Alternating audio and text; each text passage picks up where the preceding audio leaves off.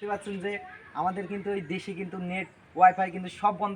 এই জন্য আমাদের যে জনগণের কাছে আমরা মুখ থেকে কিছু শোনার জন্য তাদের কাছে আবেদন করছি।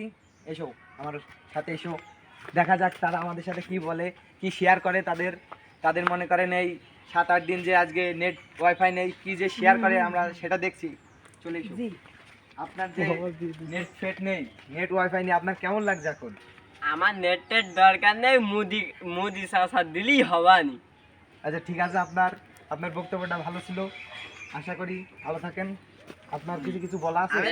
আমার একটু বলার আছে, শেখ হাসিনা সরকার বারবার দরকার। আচ্ছা ঠিক আছে, আপনার কি কিছু বলার আছে? কথা তো বহুত আছে বলার, তো বলছি ভালো সে নেটটা দিয়ে দাও, নাই বলে কাঁচা ব্যাংকে মাঠে লাভলাম। ও আচ্ছা, থাক আর দরকার নেই মাঠে টাতে লাভার। আমরা দেখি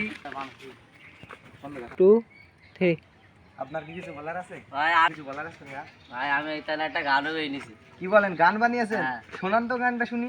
কারে দেখাবো আমি মনের ব্যথা, ইন্টারনেট যে আমার সাথী হলো না, এমন আগুন জ্বলছে বুকে, সইতে আমি যে পারি না, যদি আরেক জনম আমি পাই গো, সে জনমে নেট জানো পাই গো, সে জনমে নেট জানো তোমার পাই গো।